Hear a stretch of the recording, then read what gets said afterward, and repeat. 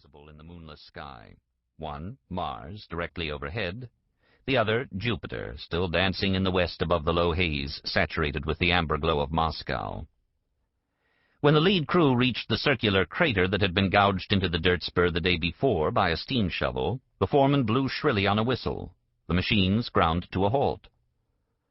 "Why are we stopping?" one of the drivers, leaning out of the cab of his steamroller, shouted impatiently through the face mask he'd improvised to filter out the sulphurous stench from the paper factory. The men, who were paid by the meter and not by the hour, were anxious to keep moving forward.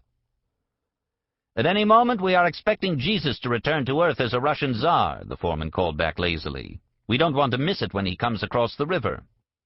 He lit a thick Turkish cigarette from the embers of an old one and strolled down to the edge of the river that ran parallel to the road for several kilometers. It was called the Lesnya, which was the name of the dense woods it meandered through as it skirted Prigorodnaya. At 6:12, a cold sun edged above the trees and began to burn off the mustard-thick September haze that clung to the river, which was in flood, creating a margin of shallow marshes on either side. Long blades of grass could be seen undulating in the current. The fisherman's dinghy that materialized out of the haze couldn't make it as far as the shore, and the three occupants were obliged to climb out and wade the rest of the way. The two men wearing paratrooper shirts pulled off their boots and socks and rolled their jeans up to their knees. The third occupant didn't have to. He was stark naked. A crown of thorns, with blood trickling where the skin had been torn, sat on his head. A large safety pin attached to a fragment of cardboard had been passed through the flesh between his shoulder blades. On the cardboard was printed, "The Spy Kafkor." The prisoner, his wrists and elbows bound behind him with a length of electrical wire, had several weeks' growth of matted beard on his face, and purple bruises and what looked like cigarette burns over his emaciated body. Stepping cautiously through the slime until he reached solid ground, looking disoriented, he regarded his image in the shallow water of the river, while the paratroopers dried their feet with an old shirt, then pulled on their socks and boots and rolled down their pants. The spy Kafkor didn't appear to recognize the figure gaping at him from the surface of the river. By now, the 24 crewmen, mesmerized by the arrival of the three figures, had abandoned all interest in road work. Drivers swung out of their cabs. The men with rakes or shovels stood around shifting their weight from one foot to the other in discomfort. No one doubted that something dreadful was about to happen to the naked Christ, who was being prodded up the incline by the paratroopers. Nor did they doubt that they were meant to witness it and spread the story. Such things happened all the time in Russia these days. Back on the stretch of freshly paved road, the team's ironmonger wiped his sweaty palms on his thick leather apron, then retrieved a lunchbox from the bullock cart piled with welding gear, and scrambled up the slope to get a better view of the proceedings. The ironmonger, who was short and husky and wearing tinted steel-rimmed eyeglasses, flicked open the lid of the lunchbox and reached into it to activate the hidden camera set up to shoot through a puncture in the bottom of a thermos. Casually balancing the thermos on his knees, he began to rotate the cap and snap photographs. Below, the prisoner, suddenly aware that every member of the road crew was gazing at him, seemed more distressed by his nakedness than his plight, until he caught sight of the crater. It was roughly the size of a large tractor tire. Thick planks were stacked on the ground next to it. He froze in his tracks, and the paratroopers had to grasp him by the upper arms and drag him the last few meters. The prisoner sank to his knees at the lip of the crater and looked back at the workers, his eyes hollow with terror, his mouth open and gulping air with rattling gasps through a parched throat. He saw things he recognized, but his brain, befuddled with chemicals released by fear, couldn't locate the words to describe them. The twin stacks spewing plumes of dirty white smoke, the abandoned customs station with a faded red star painted above the door, the line of whitewashed beehives on a slope near a copse of stunted apple trees. This was all a terrible dream, he thought. Any moment now he would become too frightened to continue dreaming, would force himself through the membrane that separated sleep from wakefulness, and wipe the sweat from his brow and, still under the spell of the nightmare, have trouble falling back to sleep. But the ground felt damp and cold under his knees, and a whiff of sulphurous air stung his lungs, and the cold sun playing on his skin seemed to stir the cigarette burns to pain, and the pain brought home to him that what had happened, and what was about to happen, were no dream. A glistening Mercedes made its way slowly down the dirt road from the village, followed closely by a chase vehicle, a metallic gray Land Cruiser filled with bodyguards. Neither car had license plates, and the workers watching the scene play out understood this to mean that the people in them were too important to be stopped by the police. The Mercedes half-turned so that it was astride the road and stopped a dozen meters from the kneeling prisoner. The rear window wound down the width of a fist. The oligarch could be seen peering out through dark glasses. He removed the cigar from his mouth and studied the naked prisoner for a long while, as if he were committing him and the moment to memory. Then, with a look of unadulterated malevolence on his face, he reached out with one of his crutches and tapped the man sitting next to the driver on the shoulder.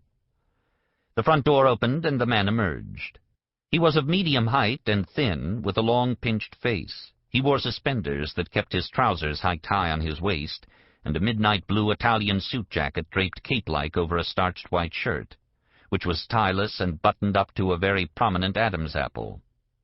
The initials S and UZ were embroidered on the pocket of the shirt. He strode to the chase car and plucked a lighted cigarette from the mouth of one of the bodyguards.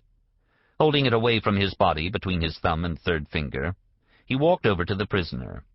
Kafkor raised his eyes and saw the cigarette and recoiled, thinking he was about to be branded with the burning tip. But S.U.Z., smiling faintly, only reached down and wedged it between the lips of the prisoner. "It is a matter of tradition," he said. "A man condemned to death is entitled to a last cigarette." "They damaged me somewhat," Kafkor whispered huskily. He could make out the shock of silver hair on the figure watching from the back seat of the Mercedes. "They locked me in a basement awash in sewage. I could not distinguish night from day. I lost track of time. They woke me with loud music when I fell asleep. Where, explain to me if there exists an explanation, is the why?" The condemned man spoke Russian with a distinct Polish accent, emphasizing the open O's and stressing the next-to-last syllable.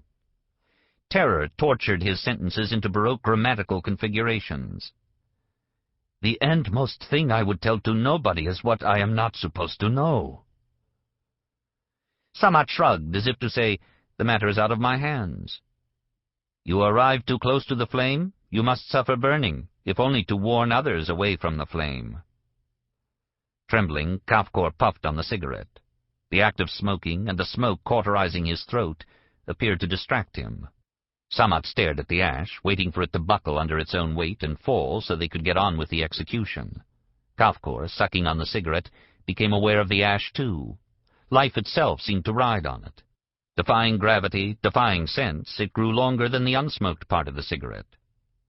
And then a whisper of wind coming off the river dislodged the ash.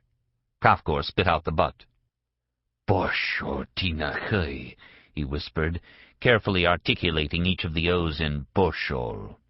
"Go impale yourself on a prick."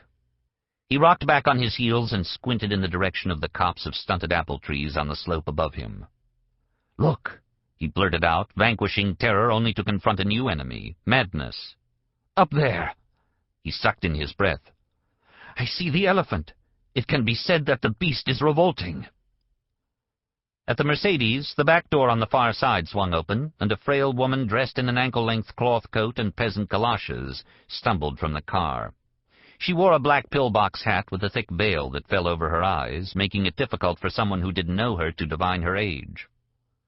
"Yosef!" she shrieked. She stumbled toward the prisoner about to be executed, then, sinking to her knees, she turned to the man in the back of the car. "What if it should begin to snow?" she cried. The oligarch shook his head. "Trust me, Christina. He will be warmer in the ground if the hole is covered with snow." "He is the same as a son to me," the woman sobbed, her voice fading to a cracked whimper. "We must not bury him before he has had his lunch." Still on her knees, the woman, shuddering with sobs, started to crawl through the dirt toward the crater. In the back of the Mercedes, the oligarch gestured with a finger. The driver sprang from behind the wheel and, pressing the palm of his hand to the woman's mouth, half-carried, half-dragged her back to the car and folded her body into the back seat. Before the door slammed shut, she could be heard sobbing, "And if it does not snow, what then?" Closing his window, the oligarch watched the rest through its tinted glass. The two paratroopers took a grip on the prisoner's arms and lifted him into the crater and set him down on his side, curled up in a fetal position in the round hole.